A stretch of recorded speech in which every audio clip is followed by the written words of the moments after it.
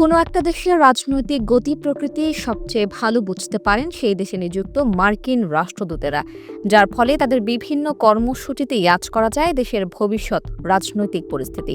সম্প্রতি বাংলাদেশে যুক্তরাষ্ট্রের রাষ্ট্রদূত হিসেবে নিযুক্ত হয়েছেন ব্রেন্ট ক্রিস্টেনসন। আর বাংলাদেশে এসে তিনি সবার আগে গুরুত্বপূর্ণ মিটিং করতে যাচ্ছেন বাংলাদেশ জামায়াত ইসলামীর আমির ডাক্তার শফিকুর রহমানের সাথে। আগামী 25 জানুয়ারি গুরুত্বপূর্ণ এই বৈঠকটি অনুষ্ঠিত হওয়ার কথা রয়েছে, যার ফলে ট্রাম্প প্রশাসন জামাতকে বিশেষভাবে গুরুত্ব দিচ্ছে কিনা সেই প্রশ্ন ঘুরছে রাজনৈতিক অঙ্গনে। রাজনৈতিক বিশ্লেষকরা বলছেন, সাধারণত কূটনীতিকরা রাজনৈতিক দলগুলোর সঙ্গে সাক্ষাতে একটি সুস্পষ্ট প্রটোকল ও আগে পিছিয়ে ক্রম অনুসরণ করেন। ক্ষমতাসীন দল, সংসদে প্রতিনিধিত্বকারী দল কিংবা প্রধান বিরোধী শক্তির সঙ্গে সাক্ষাৎকে অগ্রাধিকার দেওয়াই প্রচলিত রীতি।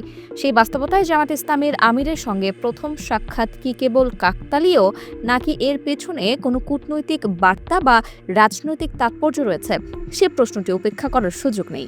এই বৈঠক নিছক সৌজন্য সাক্ষাৎ, নাকি বাংলাদেশের বর্তমান রাজনৈতিক প্রেক্ষাপটে যুক্তরাষ্ট্রের কৌশলগত আগ্রহেরই একটি ইঙ্গিত, তার সময়ই স্পষ্ট করবে।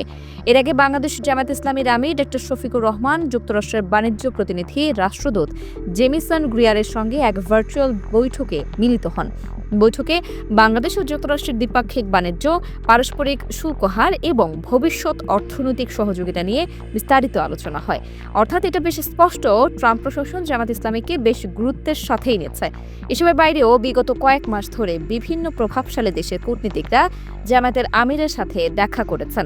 এমনকি ভারতও বিভিন্ন বিষয়ে গুরুত্বপূর্ণ আলোচনা করেছে জামায়াতের সাথে, যার ফলে রাজনৈতিক অঙ্গনে এবং আগামী নির্বাচনে জামায়াতই যে সবচেয়ে গুরুত্বপূর্ণ খেলোয়াড় হয়ে উঠছে তা নিশ্চিতভাবেই বলা যায়।